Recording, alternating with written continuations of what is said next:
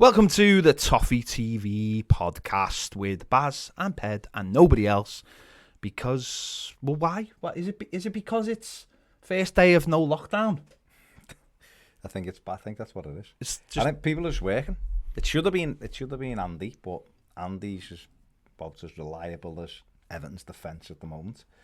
But you know, you introduced it, Baz, Ped, and maybe a cameo from Ned. well, producer Ned is gonna jump in. I've allowed him to have maybe his own regular segments. Well, I say segment, question, just to start the podcast off. So, Ned, I'm going to throw it over to you, and I'm going to allow you to give us a question to get us going for the podcast.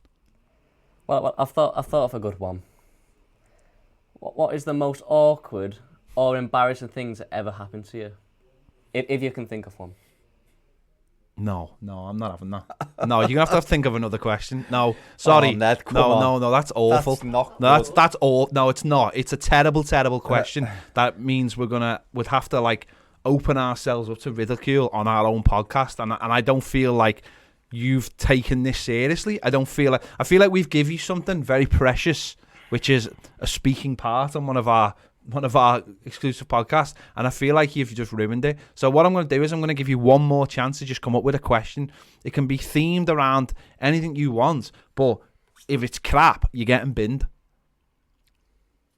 I think you should give him a bit of time. I'll give him a bit of time. We'll go back. So it is. Let's just before we, I'm trying to stay away from football a little bit, just for a little bit. So it's the first day of relaxed lockdown rules. It's not a full lockdown. It's also the day that it's been announced that the vaccine is being given the go-ahead in the UK. I love the way the UK have taken all the credit for the vaccine just because they've signed it off, which is amazing. It's so British that we didn't produce it, we didn't put anything in it, we just signed it off. So my question is to you. Well, first of all, that's just really good news, isn't it? It is good news. I've seen some criticism or skepticism, obviously over it, because it's the length of time it's taken to get it through, and by the length of time I mean like the shortness of time that it's taken to come up with it. Obviously it's well aware and well documented now, vaccines are kind of 5 or 6 years in the making, if not more. Is that just because people who work for like these big companies are just a little bit lazy and are like, we don't need that vaccine this week, so let's just take it? Because if you think about it, right, that's great job security, isn't it? Yeah. If you can sit there and go, yeah, Gaffer, this is going to take about 5 or 6 years to develop, and there's only me and Jim who can do it. So, see you in 5 years. See you in 5 years. Just leave us alone. Come back in like 5 years. We'll send you a couple of updates via email. Don't bother coming down. You stay where you are. And in the meantime, for like 5.5 of those years, they're just like playing PlayStation and having mastering all kinds of games. Yeah, like becoming chess masters, and go keep doing those like DNA strings and sending it, going, look, this is where we're up to, and it's cutting dinosaurs together and all kinds. They just become masters of any trade they want, and in like 6 years they come back and they just go, short of this. It's all done, mate. Done. Do you know what? We got it done for you in 5 years and 11 months. Yeah. We've really done it this time, and I just feel like basically they've exposed themselves now, and now. It's going to be that thing of like, we need a vaccine, mate. 6 months. You've set the bar, and if you take any longer, then I'll just get someone else. Let's be honest, it isn't 6 months. It's been a bit longer, hasn't it? No, but 8. I think the thing is, I guess one side of it is that they've had a hell of a lot of resources poured into it that is not normally poured into it. Yeah. Obviously, some of it is length of time. People like to see a longer period of time, but. Where the way the world is, and the economy and everything else, and lots of people dying throughout the world because of this, there is an urgency for it, and it's if it represents the first step of getting some normality back and protecting the most vulnerable, then it is a really positive step forward. Sounds good. No, it is. It's all good. I've seen one of the things of football fans back in full capacities before the end of the season, with or without the vaccine. You've got to make people hope, though, haven't you? I mean, for certain people, for all we know, that's what we hear. There might be people out there who be like, Alton Towers, full capacity by the end of the Oh, summer. yeah, Do you know what I mean? Like whatever your audience Whatever is. it is, whatever it is. You know, yeah. Sewing club, full capacity, yeah. by the end of the year. It's whatever. I mean, it's good, isn't it? It's a step forward, and I think it can only be looked at positively because of it. It's the first one. It's the Pfizer, or whatever, however you say it. Their one, isn't it? Pfizer vaccine that they took. Be something around 20 million doses, I think they said, or something. So it's a good start. And obviously there's the Oxford vaccine as well that they're looking at. That's been extended a little, or they've asked someone else to look at it. No, but what it was is with the Oxford one, they got the good results by fluke, didn't they? Basically, yeah. They just fluked it. They forgot to give somebody a second dose or something. It's a full, it was a half. Yeah. And so it was their thing went up to 90%. Yeah, so when they did it, going, they need to test the half now. Yeah, they were just test that half. But that's good as well if it's progressing as well. So it's good news. It's good news. It's great news. We want to get back to normal. What are you looking forward to most? This is my question. What are you looking forward to most when we do get back to normal? What little bit of reality, like normal reality, are you looking forward to? Because at the end of the day, that's all this thing is really. I mean, for other people, it's cost a lot of people a lot of things. But for most people, I just think it's normal reality that it's cost us, isn't it? Really. So what piece of normal reality are you looking forward to most? Getting back. Yeah, I want to say everything because I think it's only when things are taken away from you that you realise how good. Or, how good those things are that you take for granted, how much you take for granted. I mean, I don't want to keep putting a mask on every time I go in the shop or, things like that, or forgetting a mask on to go back. But normal things and general things will be hugging me mum, things like that. And being able to plan things, I think that's a big thing. Is that going somewhere? Yeah, but going somewhere. That's the thing, isn't it? It's like being able to go on holiday or being able to go to a match or make those plans. Or next weekend should we do this? Whereas at the moment, everything is walking through a summer meadow. All of that. At the moment, everything is literally like a bit of a Groundhog Day. And some people have had a horrific time, and whether that be from family loss, people who've died, or whether it's people's businesses, whether it's been jobs. We've seen a hell of a lot of jobs at risk, Debenhams, Top, them kind of things this week. We've seen all of them on top of local businesses. So people have had a really tough time of it. But I think just the basic thing of being able to plan your life so that it isn't get up, go to work, come home and repeat. Have you got one of those apps on your phone that like it's a countdown calendar? It's like all the exciting things. Going the shop. That's been on mine, like doing the weekly shop at Aldi. Now, like, you'll be able to replace it with, like, actually going places, hopefully. Hopefully, anyway. Like, I got a notification on my app last night that my local area's changed the like, threat level. Oh, yeah. Was it good or bad? Well, it's tier 2 now. It's still tier 2. It basically still says, like, it's at high risk. Yeah, but everywhere's still high risk, isn't it? I was like, well, hang on. What was the tier 3 one? Was it don't go out and breathe air? Because... It's very close to that. It was very close to that. Essentially, that's what it was. Don't mix with people. That's what's your thing? Oh, you know what? Sorry, just another one. Having people in the studio, other guests, so it's not just me and you talking all the time. And that's from a biscuit point of view as well. And a biscuit. That's from a biscuit point of view. Getting people in that can. Because we can go and bring Jaffa cakes in what we like and stuff like that, but sometimes it's not the same. People bring, it's not a gift. When we had you weren't in, but Tom, when you were on a rare holiday that we were allowed to go into Wales this year, during those few weeks when it was relaxed for a couple of weeks. But Tom Long come in, who's signed Tom T-Logic on Twitter, he come in and brought like 3 different types of biscuits that I wouldn't have bought. And see, that's exciting, though, isn't it? It's an array. That's exciting. That's very...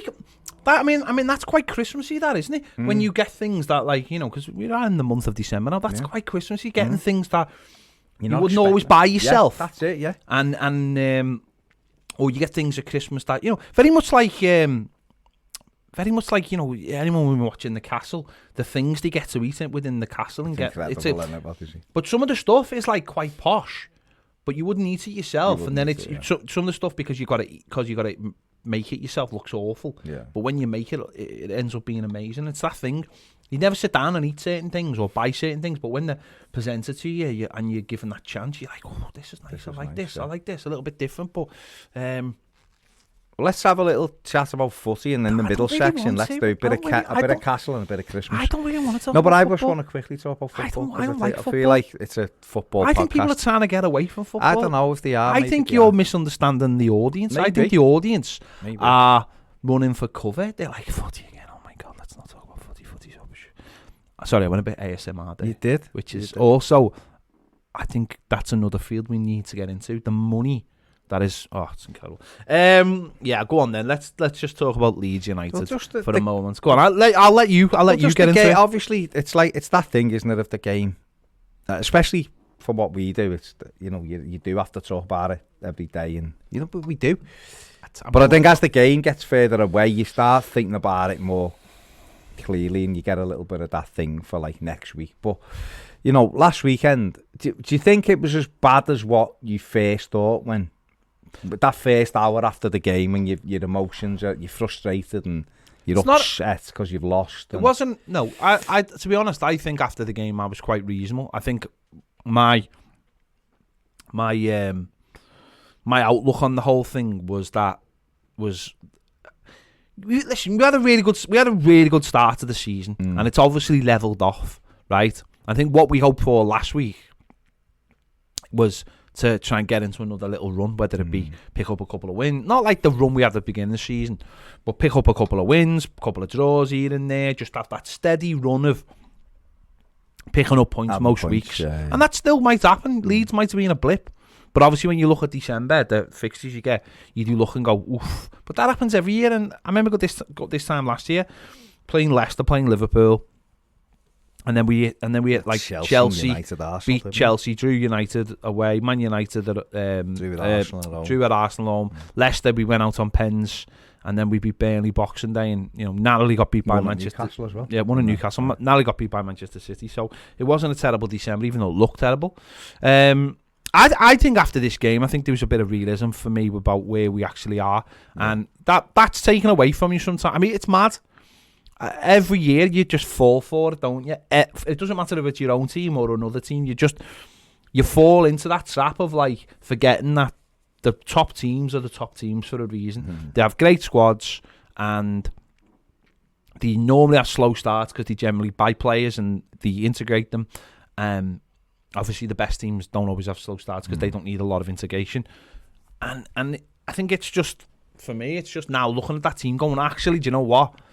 Expectations need to come down massively, because that team's only got 4 players in that have been brought in by the manager, and the rest, well, not the rest, but a lot of those players are average, and the bench is massively average. And actually we need to just bring down, because the manager's not a miracle worker, and he's also not somebody who is someone who's got a track record of dragging a team up. He's got to bring in players. He'll bring in the right players, I believe, and and that will help Everton become a good team if he's allowed to, and it happens quick. It can't happen over 4 years, because it just can't. For football, you can't build teams over 4 years now. You need to do it. I think in the early stage, you have to do it quickly. You have to get that base level down, I think, quite quickly now to establish yourself. So that's momentum, isn't it? I think it's a bit of that. I think it's just a bit of realisation and a bit of realism now coming into it, going, we are. And to be fair, I did say after 10 games, I would have a look and see where we are. And even early on in the season, when I was getting asked these questions, when we were Flavour of the Month, my stock answer was, we're trying to get Europe. And I think we're still in that position. We're still trying to get Europe. We're not. Listen, I think we're 8th place at the moment, are we? Something like that. 3 points up. You're in the top 4. 3.9, and you're in the bottom 6 or 7. That's just the way the Premier League is at the moment. So I'm just sitting here thinking, if we can just start getting a win and a draw, and it'll take care of itself. But I think any ideas of being just becoming this amazing team are just gone now. Yeah, the quarter of the season gone. We're in sitting in the middle of a European fight, you'd say, because the points put us there. So that's how we have to look at it. And as disappointing as the weekend was, and it was, on another day, Everton could have won the game. On another day, we could have lost heavily, but that's the way it is, isn't it? They took the chance, and it's half chance even, but they won the game. And I think one disappointing stat is that we've conceded so many goals. Jordan Pickford's conceded so many goals from outside his box. Yeah. Some of that'll be down to him, and some of that'll be down to the way we defend. And I think both of those things you need to work hand in hand for together. I think it's something like the 17th goal he's let in outside of his box since he come or something, or it might even be more than that. That's that. I mean, I obviously I don't have the figures in front of me to compare and contrast. Well, Alisson's let one in. Yeah. So that's a difference. But how many shots has he faced? I don't know. See, that's the ultimate thing, isn't it? I'm not necessarily. I'm just saying he's let a lot in from outside of his box, but that's not. Alisson never plays. No, that's probably why. But it's not just down to Jordan Pickford. It's down. It's aggression. It's down to Everton defending as well, and that's what we saw at the weekend. But hopefully the manager will be able to get a system playing. I think we need to go back to 4 at the back. I'd said the other week we could play 3-5-2, but that was with Luca Dean playing and with James Coleman playing. But I think maybe just go back to the flat back 4 and start trying to be tough to beat, so that if you can't win the game, you don't lose the game. Because at the top end of the pitch, with Richarlison, with Calvert-Lewin, with James, you've got an opportunity to win games. Do you believe that sometimes, or certainly at the moment, it's been a case of maybe running before we can actually walk? Because I think there's a little bit that in our team. I think when Carlo Ancelotti come into the team, he went to 4-4-2, and he knew exactly what he wanted from us. He knew that Dominic Calvert-Lewin and Richarlison were going to score goals, and that system would hopefully allow us to, because obviously off the back of what Duncan had done, keep it nice and simple for the players, keep a nice structure, try and keep the opposition down to a few goals, which I think we did in the main. Yeah. I think we still weren't the tightest ship, of course we weren't. We still conceding goals. I think that's been a theme all the way through Carlo Ancelotti's tenure at Everton. We've never looked defensively secure, really. But do you think that he's now, because of coming into the season, having players like James Rodriguez available to him, Richarlison, Dominic Calvert-Lewin, that he's sort of almost sacrificing the defence and thinking, well, we'll outscore them, or not outscore them in terms of we'll win 5-4, but almost that idea of, well, if we're playing on the front foot, that will stop the opposition scoring goals. Because to me, I do look at it and think, I don't know how hard they're working at trying to defend. I don't know whether it's a conscious decision from him to do that. I think just the way. I think it's like anything. If you try to be more expansive, there's gonna be holes appearing. If you try to be more defensive, you're not gonna score as many goals. It's at the top end, and the best teams find the right balance for that. And I mean, you look at the way you look at the way Liverpool have done it. Yeah, so Liverpool have done it with Klopp making sure they've got a structure the way they play, and then he's brought better players in those positions, and the goals have come down. I think back to, say, like Klopp's first season, they conceded something like 31 goals from set plays. He was using marking and all that, and over the years that's got less. Look at Jose Mourinho now at Spurs. They've sacrificed a little bit of their attacking flair to be solid. But he knows that at the top end of the pitch, he's got Gareth Bale, he's got Son, he's got Kane, he's got Lucas Moura, who can all weigh in with goals. Yeah. I think for us, we're still trying to find the right blend. At the back, it comes down to what we said pre-season, was that we didn't have any replacement for James Coleman. And now, unfortunately, we've lost Luca Dean as well. So the one area where we're quite strong is centre-back, where we've got a lot of centre-backs. A lot of players. None of them are really pulling up any trees at the minute, but we've got a lot of options in there. But we haven't got any kind of options at right back. And we also know that in the midfield, when we're playing 4-3-3, Gomez started really well, but there's nobody else who can really go in that role and has took a chance in there. So we just look a little bit lopsided, and I think we're caught between the devil and the deep blue sea at the minute. He doesn't know whether to.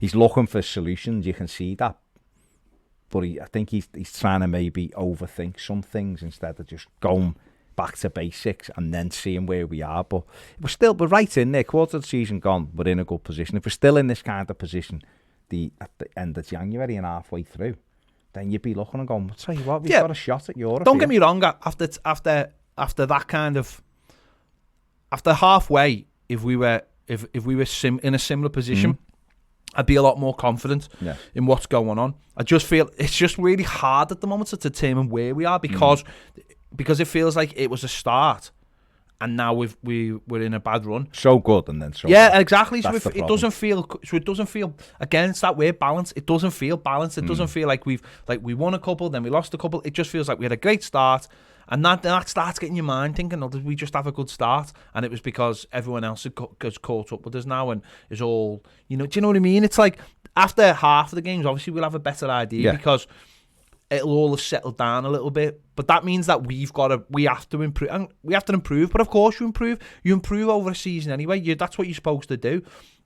You can't make any determinations. You can look at the situation if it's like this time last year and go, you've had enough, because the person in charge has had enough time to put something in place and it's clearly not working. But it'll just be, I just want him to get some kind of balance, because I just feel like at the moment it's just, you're right. The players not being there is the biggest thing. It's more about who's not playing than who is playing. But you've got to find solutions, haven't you? And you've got to find solutions quickly, especially when it's something like Luca Dean. It's not a case of, he's going to be out for a couple of weeks, or like he was suspended, or when Charles suspended. And I think this is where Carlo Ancelotti's got to start earning his money now, and start knowing what his best 11 is, I suppose. With at the moment, I think that the worrying question, what you're saying, was it just a good start? But that was when we had our best 11, basically. Yeah, no, so we won a lot of games, and then what you'd say is since the derby, James hasn't been the same, injured, carrying an injury. And we went into a period of losing our best players. So the first 5 games, we won 4 of them and drew 1. We had our best team. The second 5 games, we haven't had that. We've had 6 out in some games and 5. And this squad, with like you said before, and you've said on other programmes, that squad finished 12th last season.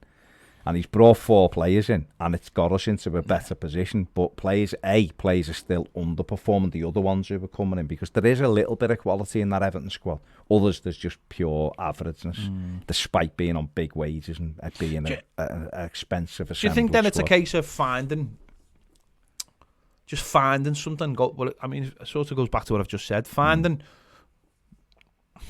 I think Koeman's first year, he was having the same problems. And it doesn't matter what you think about Ron Koeman.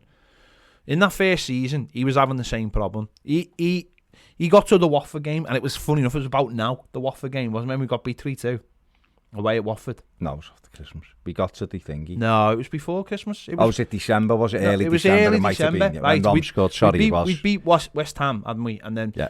And then, thinking of the and then we had, and then the next, I think the next game after that was the Arsenal game, which we won 2-1. Yeah, I think we got beat on them. You're right, yeah. And then we coined the phrase "the circle of shite," essentially, because all what was happening was he was bringing players in and taking them out. But then after that Watford game, he basically went, right, I've had enough now. And that's when he started getting rid of players, going, you're not playing. Yeah. And he started bringing players in. He brought Mason Holgate in. He brought Tom Davis into the team, or in and around the team after that. Dom, players, they started coming in, and other players, he was like, I've had enough of you. And I almost feel like Carlo's got to have that sort of same epiphany, where it's enough's enough. Enough's enough now, right? Sigurdsson, no more, right? Whoever else, I'm not going to sit here and start naming names, I could be here all week, but he starts going, these set of players are fine, but I'm going to bring Anthony Gordon in, I'm going to bring Sims in, I'm going to start using Nkunku, I'm going to start using this set of players instead of this set of players, because actually this set of players are on the way out anyway. They're going, I don't need them anymore. And I'm going to make it very clear that this is where we're going. Now, the players I'm bringing in, they mightn't be the future, but for the meantime, they're going to be what drives this club forward. And I don't know whether we're at that moment. I don't know whether he's that manager. I don't even know whether that's a good idea.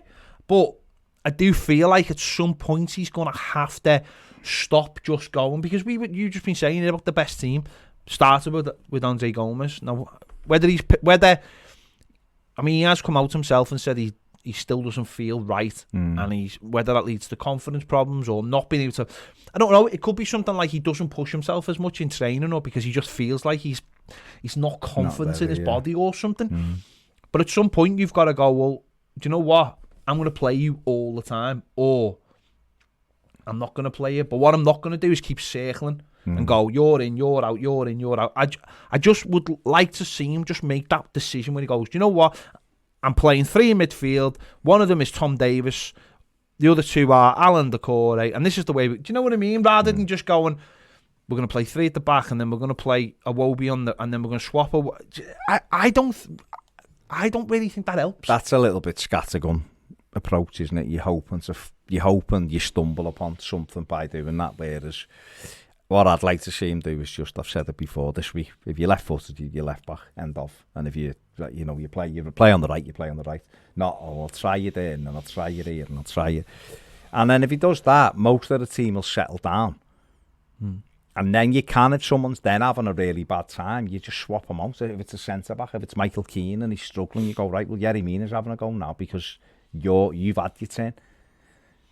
But if the rest of the team is basically the same, I think you can do. I think what we've had to do in the last few weeks is swap 2 or 3 out. Like last Saturday against Leeds, we had Luca Dean out. We made 3 changes. Yerry Mina went back out the team for Mason Holgate, but then Iwobi went from right wing back to left wing back. Tom Davis came in from the cold and started at right wing back. So I just don't think it helps, especially you're playing against a team like Leeds who don't give you the second. They looked like they'd all played together and knew the system. And that's it, isn't it? It would be really... Listen, you lose a player like Luca Dean, but you've got, say, another 9 players that you're confident in, then I don't think... Luca Dean's a huge miss. He's one of the best left-backs, one of the best full-backs, one of the best attacking players in Europe, as far as I'm concerned. His numbers prove that. I think if you lose him from a side, it's going to hurt you. But if that side is pretty much the same and people know what their jobs are, and it is a case of swapping one player for another player, and yes, that player will have less quality because that's just the nature of it, at least it doesn't hurt the team as much, rather than what you've just said. You swap them out and then you're moving all these pieces on the table. And I think that's maybe he looks at it and he's just like, I don't know what I haven't got a defined sort of idea yet, but I just feel like he one of the things he should have maybe is an idea of who his best players are, and maybe just stick with them. Settle on it, yeah. Just settle on it. It's difficult because obviously he might look and train them and they all might be of a similar quality, and he's thinking, well, try him there and it might work. But I think he does have to make just a couple of harsh decisions and just go, like, this is what we're doing, and this is how we're going to do it. And I think if he does that, I think the team will settle a little bit. And like I said before, we've got the Premier League top goal scorer up front. So and Richarlison is well underperforming at the moment. Dominic Calvert-Lewin scored as many goals as Arsenal. Yeah, but there you go. And Richie's massively underperforming. 1 goal in 10 Premier. I think he had a poor game on Saturday, but I don't necessarily think he's underperforming. I just think he's being out wide. And don't forget, he's missed 3 games through suspension. I think he should have a couple of more goals, but I'm not massively bemoaning the fact that he hasn't got the numbers he had last year just because of his position this season and where that is. But in the first half of last year, he played wide left.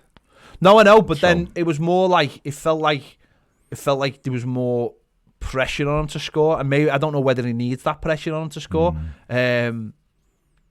What I'm saying is he's proven since he's been at Everton that he can get us goals. He's got 28 goals in 2 and a bit seasons for us in the league, so he's proved he can score. I think he's been. So therefore, I think he's been very unlucky. If you keep your structure right, then you've got him and Dom, and you've got James, who's already got 3 goals, proving that Everton have got goals in them. But I just think we're undoing some of the good work by overcomplicating it.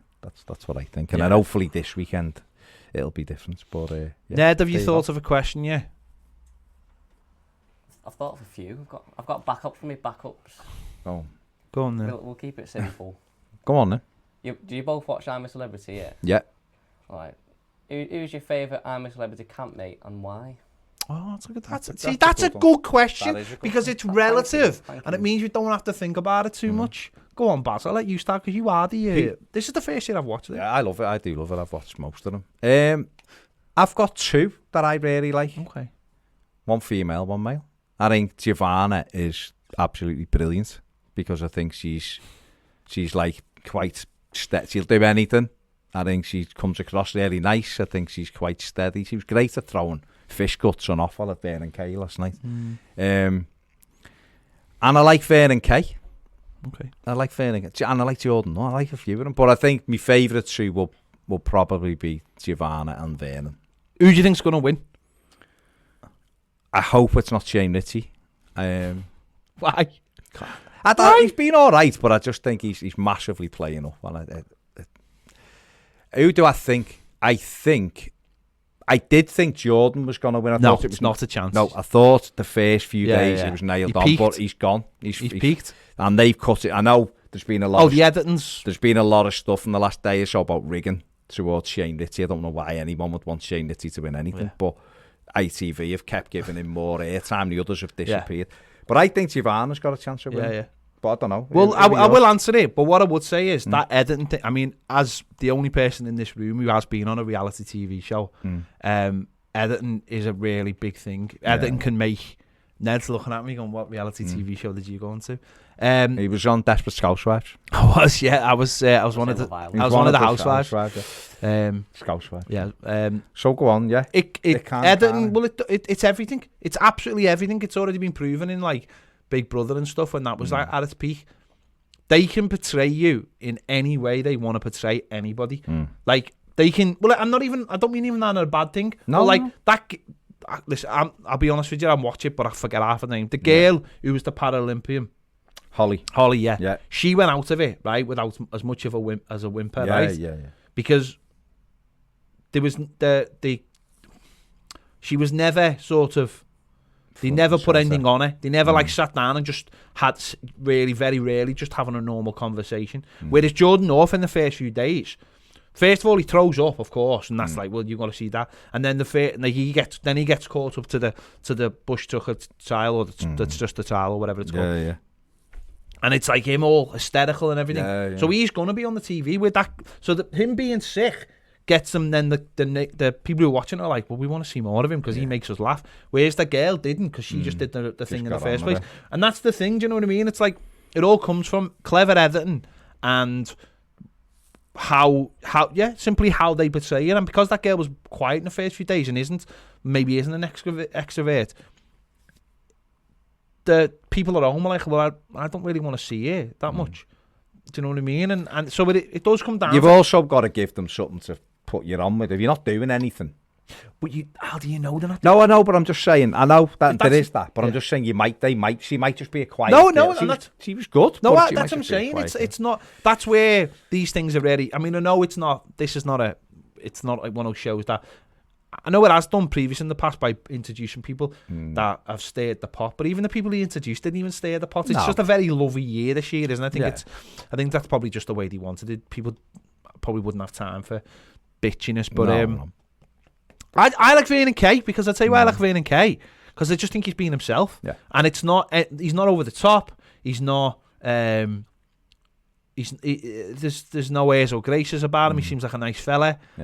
Some of his stories are funny, and he's just being himself. I don't mind Shane Ritchie, but he is quite loud. But I have no problem with that clearly. And even though he's like from down south, there's a very like northern thing about him as well because he played a lot of like Blackpool and stuff. I think Jordan North peaked. Yeah. Because I think what happened was he came in, he threw up, he'd done the trial, he was like, it looked like he was going to faint half the time and everything. And then he did the whole thing of when he didn't get the trial, and it was, everyone was like, yeah, they were all made up for him. Yeah. And since then, he's almost became like, I'm one of the top dogs now because I got one of the first challenges, and by doing that, he's gone.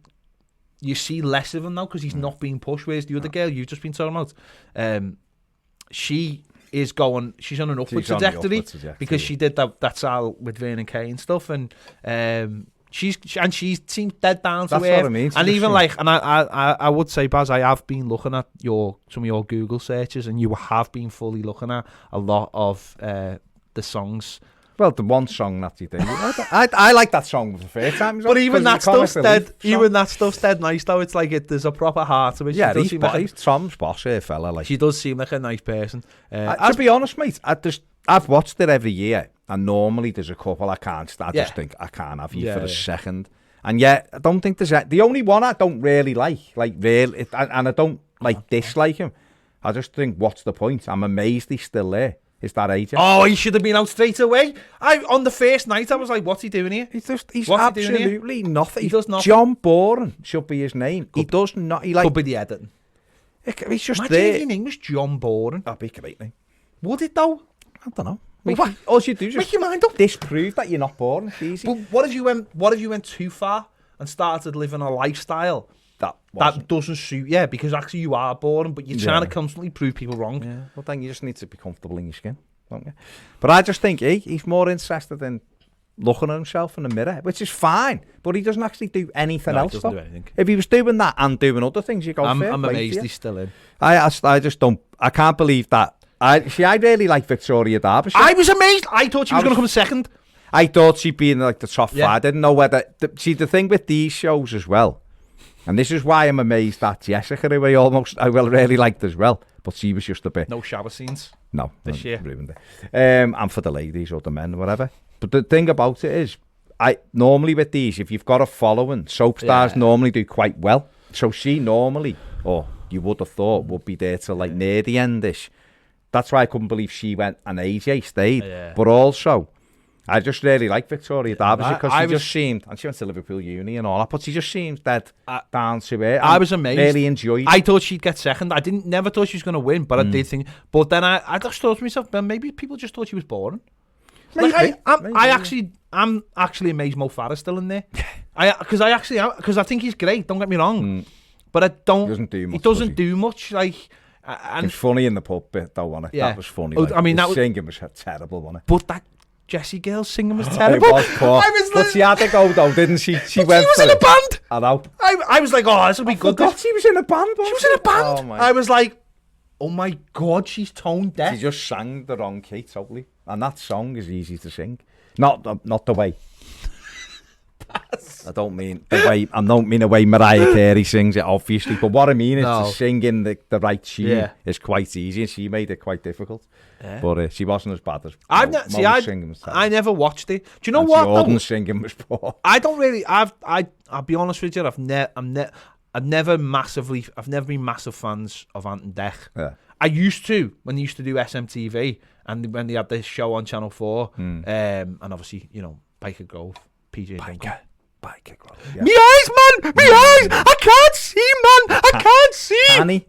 I can remember that. I remember that episode so clearly. I remember them going around the castle. Funny enough, that was a castle. It was a castle. And they were going around the castle, and it was like this paintball, and there was this girl, and she'd been after him because he jilted her or something like that. And I just remember it dead clear. It was like you knew something was going to happen because they all going around. It was like when paintball was like a big thing, and it was just like I can't see, man, I can't see, and it was just like, and it was just that was the last one in the series. Jeff was going mad, I imagine, with his chops, and it wasn't actually till.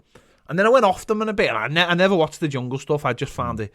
I found the setup of it highly annoying. Really? Because I think it's just because I don't know. But this year is different because I feel like it is a bit like everyone's in it together, and because it feels a little bit more homely and stuff. And I hate these shows when they purposely sort of chuck someone in to cause murder. Do you know what I mean? I don't find that. I don't find that it entertaining. To be honest though, I've watched most of them, if not all of them, and for the last few years, there hasn't really been anyone in who's caused it. Because when Harry Redknapp was in it, it was brilliant. Harry Redknapp was brilliant. But I feel like, to be fair to, I mean, I don't watch them, but I feel like TV's gone like that massively anyway.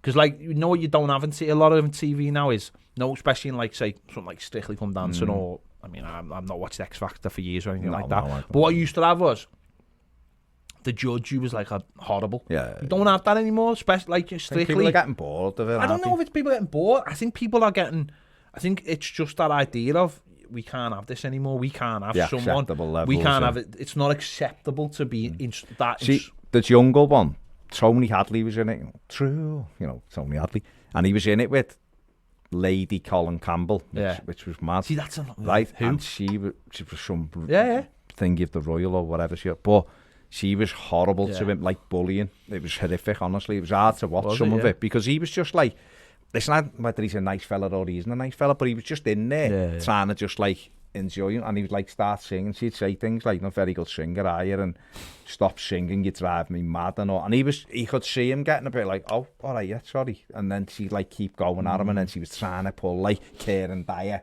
into her camp and a few others, and it become like you'd watch him be little bit. Once you've got Kieran Dyer in your camp, you got Kieran Dyer in your camp, you're sorted. But it became a little bit uncomfortable, and then they have kind of moved away from that. It's been a little bit more. But it's easy telly. It's funny. And I suppose that's probably one of the reasons why I've watched it this year, because there's nothing else to watch, and I thought, well, it'll be something to pass the couple of weeks. But the one thing I was going to say about them too is the reason why I can, I can more than tolerate them now, is they're acceptable to me. Is I watched that program, I remember telling you about it. It was about Ant McPartland's family tree. Yeah. And obviously he's got a very similar name to mine, missing one letter. Yeah. And he went to Ireland and he found out basically this is town in Ireland where basically everyone in there is either McPartland or all variations. But whatever the variation is, it is. We're all related essentially. So they only dropped it when he comes to England. I mean, just changed. And I believe my great grandfather only added a letter when he came here because he was trying to escape from something. I've been told. I don't know the whole story. So I found that very interesting. But what happened halfway through that was they were doing it, and then it was like, and this is when the alcoholism came out of it, and they said they had to stop the program for like 18 months and all the stuff he went through. And I found it very, very interesting, very eye opening. You know that that started through an injury. The drugs. He started taking the thingy, and he was taking that many drugs. He got in, he injured himself. The stress and all that anyway was like he's starting to have a bevy. But he also had an injury, so he started taking painkillers. And he was like trying to cover himself, and he knew he was making mistakes, so he was having more. And one night he said he stood up off the couch, and next one he was in an ambulance. He didn't know where he was, and his like moods changed and everything, and the drink and all that. And he has had he's privileged, of course he is, but he has had a bit of a tough time as well. And he's made massive mistakes as well, obviously, some of the stuff that's gone on through it. But they do address it in that programme, and I thought it was quite interesting when they were like, we didn't know whether we were going to finish this because of... Yeah, that's what they said in the show, I mean... I like them. I think that they're easy to watch. They're obviously a bit slapstick, isn't it? But it's easy to watch, and it always reminds me of this time of year, so I think it's good. It's been funny. Ned, that was a good question. That was a good question, Ned. Hey, well, Ned, we'll give you the opportunity. Have you been watching it? I've watced the first 3 episodes, but I've not enjoyed it this year. All right, put the fade on. Yeah, put the fade on. The worst answer I've ever heard. Forget it. I thought, they might have had something. And obviously, a good question. Pity I haven't added anything, but there you go. So it is December. It's December, and it's acceptable to talk about Christmas now, I think. I know what you're... No, it is... do you know what's funny? It's acceptable, but at the same time, I still don't feel quite Christmassy. That's weird. The year's weird, though, I think. No, it isn't. I just still... Because I keep thinking... It's the weirdest year. I keep thinking, like, the transfer window's still miles away, and it's like 4 weeks away, and then there's other things, and you're like... Because we've said before, we've had that like subconscious calendar that's in your mind. We do that, and then we get to there, and you do that, and then you do that, and the year goes on that loop, doesn't it? And this year, for everybody, I'm sure there's no... There's no loop. We've got no there's no loop. There's no loop. There's a daily loop, and that's purgatory in it. It's just purgatory. It's just doing the same thing every single day. Every day. It's boring. It's mad, isn't it? Even it's just boring. I mean, I know, but what's good now is I mean, today's saying about the vaccine and everything. Now there's hope. There's games today that are going to have fans in there. In the lower, because I've seen Liverpool. Liverpool have said they still haven't had clearance to have anyone in the game at the weekend, which is it's Wednesday and they're playing. I believe they've picked the fans, haven't they? Because I think Paul Machin from the Redmen, he said he hadn't been picked, so obviously they must have picked. But they haven't had the clearance. No, I mean, but I know that there's games tonight. Can I ask you this then, just on that, because it is football related. We've seen it. This 2000, we're out of lockdown now. Therefore, elite sporting events can have fans in apparently. And yet we've got a situation where Friday night Aston Villa are playing Newcastle, and it looks like the game may be postponed because of a COVID outbreak. It's off, isn't it? Is it? They confirmed it now. I knew that it was highly likely, and that seems just a little bit mad to me. That we're talking about putting people in the stadium, and yet we're still feeling effects in the game. So those you're absolutely right. But I think the thing for that is, rightly or wrongly, is it's you've and I think this is where it falls into the tier system in a way, is you take each thing on its own merit. So it's that idea of, well, if those players are infected, then of course you can't have them anywhere. You can't. Everyone needs to be isolated. The whole of the Newcastle squad, you imagine, would be isolating now if they've all been mixed in. The coaching, everyone. And apparently, it's only 10 days now, isn't it? Yeah, so you can have everyone self-isolating for that time, which means the fixture can't go ahead. I suppose the difference with having someone in there is, having people in there, is that those people shouldn't be anywhere near anyone else once they're in the stadium. You would imagine that your ticket, you'll probably be nowhere near anyone else other than someone who's in your family. Take Goodison. Yeah. Do you think they'll have the exit gates open where you go in then, so you're not going through the tight turnstiles? Do you know what I mean? Yeah. And then maybe I don't know. I mean, I don't know. I mean, interesting. That whole thing has got to be looked at really, looked at, because that's the most important bit. The bit where you're sitting down watching the game should be out the way. That should be fine. It's the getting into the stadium without actually coming into contact with anybody else. Or really. With anything, you shouldn't be touching any hard surfaces or anything. And then, or even I suppose if you did go through the turnstile, once you got through to the side, I imagine then there'll be hand sanitizer for you to sort out, and all that kind of thing, and antibacterial and all that. Well, there's the final thing on this. Go on. Because Marcelo Bielsa come out and said nobody should be allowed any fans in at the moment because it's an unfair advantage. It's unfair. You're changing the rules of the competition. Because some cities are in. No. Well, there's only Liverpool and London who can have fans. There's 9 teams, or 10 teams. I think it's only Liverpool and London can actually have teams in the Premier League. And it is, I suppose, an unfair advantage. But I suppose, is 2,000 people really going to lift the players? I mean, it's probably going to give the players something. But it's a difficult one. You know what, though? It will be loud, because it'll be quiet. Because it's quiet. Yeah. So, and then players have been playing where it's the odd voice. If you've then got 2,000 people... and maybe 1,000 of them shout, because they've said singing and shouting will be allowed because you'll have a mask on and you're away from each other. They're not going to stop it. It could be louder than what people think. We'll see what happens. I've not heard anything. To be honest, I don't even know. Do we have to opt in or opt out of the ballot? I honestly don't know.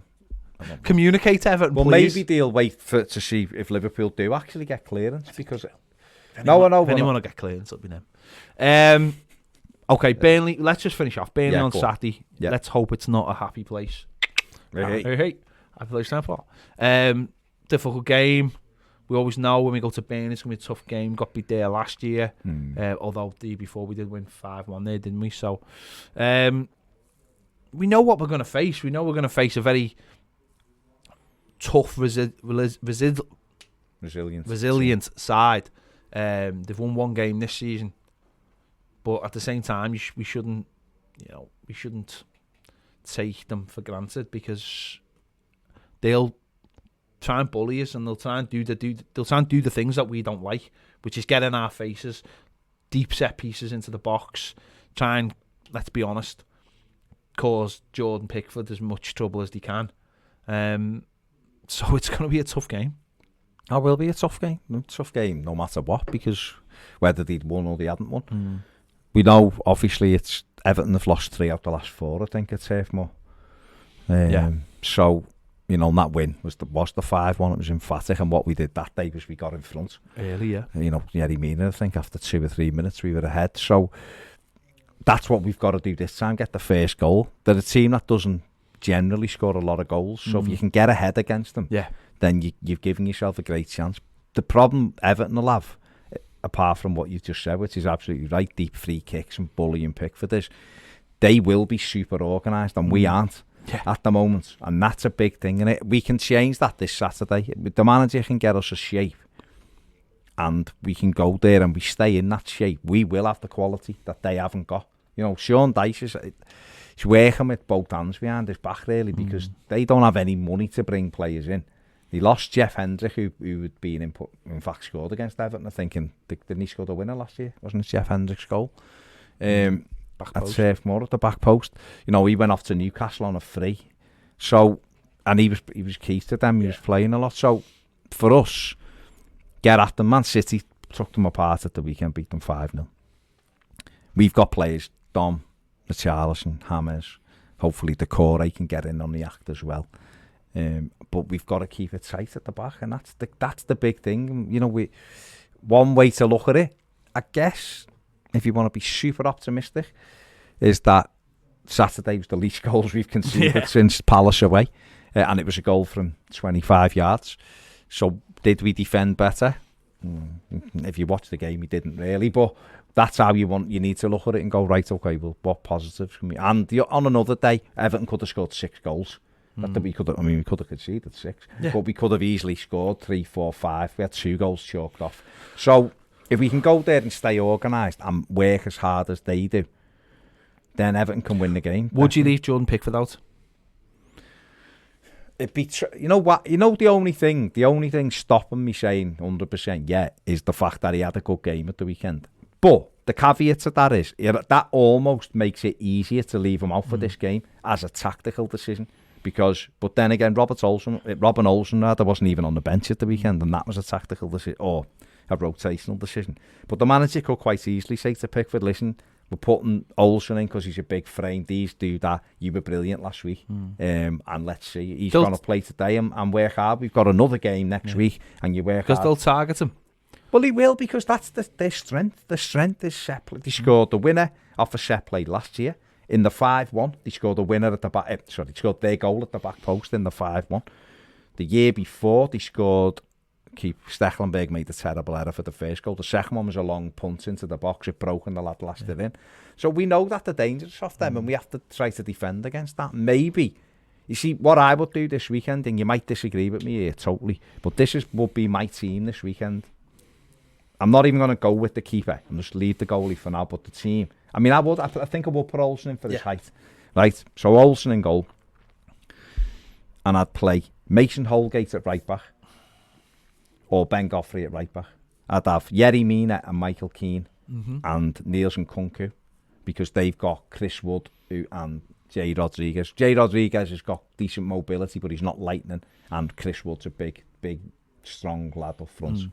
And then in midfield, I would have whichever I chose to be the right back, the other one. So whether it was Ben Godfrey at right back, I'd have Mason Holgate, Allen, Decore in midfield, and then obviously our front three. And what I think that would give us is, it'd give us a solid back four, which could rotate into a 3 if the Kunku pushes on, and it'd give us an extra, well, basically the 6 in midfield. And then it'd let Allen and Decore go and hunt, and we'd have the danger at the top end of the pitch, because I think more than anything, Everton have to be solid in this game, and we do need. And listen, Coleman won't be ready this week, I don't think. We can't. Kenny quite clearly isn't in the manager's forefront because he wasn't even on the bench. And Holgate's played right back for West Brom and done really well. Godfrey's done all right at right back. So that's what would be mine. And they're also the height. It's the height, from the set then pieces. Have 3. And if Godfrey was in midfield, you'd have 4 6-footers over 6 foot in the team to hopefully cope with them. So that's what I'd try to do the weekend. No, I don't, that all makes sense. I think it just be whatever version would be a version of that. You know, definitely for me as well. I think it's just about this. We know what their strengths are. It's the set pieces, the corners, everything, and that's what they gamble on. You know, all the time. It's about, and I think the other side of that is though what you just meant is there. It's getting the ball in midfield. It's breaking them down. It's They play 4-4-2. Exactly, yeah, but it's breaking them down in midfield and winning the ball back. And I think with the players we've got, we can hurt them. What we can't do, and I don't expect them to, is like, you know, look at last season. Don played up front and he was so isolated. It was incredible. In fact, he had a 17% passing accuracy. I think he touched the ball 11 times last season. And I think, you know, listen, it'll be a tough game because Burnley always is a tough game. It's a tough place to go, but there's no fans. And I think if we could get the first goal, and then, you know, build on that and get a bit of confidence from that, then we should be taking 3, because we should be taking 3 points from games like this. Again, say it every week. If you want to finish in the European places, you've got to go to tough places like Burnley and match them, and the quality will take over. If the quality isn't there, then we're not going to finish in European places. It's as simple as that. They're in the bottom 3, 4, 5, whatever it is, and we're looking to try and close the gap at the top. Allegedly, aren't we? And that's where we are. So you know, if we've got 19 points at 2:30 on Saturday afternoon, I'll be very, very, very happy, man. I will also. That will sort the weekend out, won't it? There you go. Another podcast in the books for another week. If you've got an interesting question you want to ask me and Baz to rival Neds, I mean, you're gonna be pushed to rival Neds. I will give you that. But let us know. Get in touch with us and let us know. There you go. Thank you for listening. If you want to watch the video version of this podcast, it is available on our Patreon. Get involved with that, and we'll see you next week. Goodbye.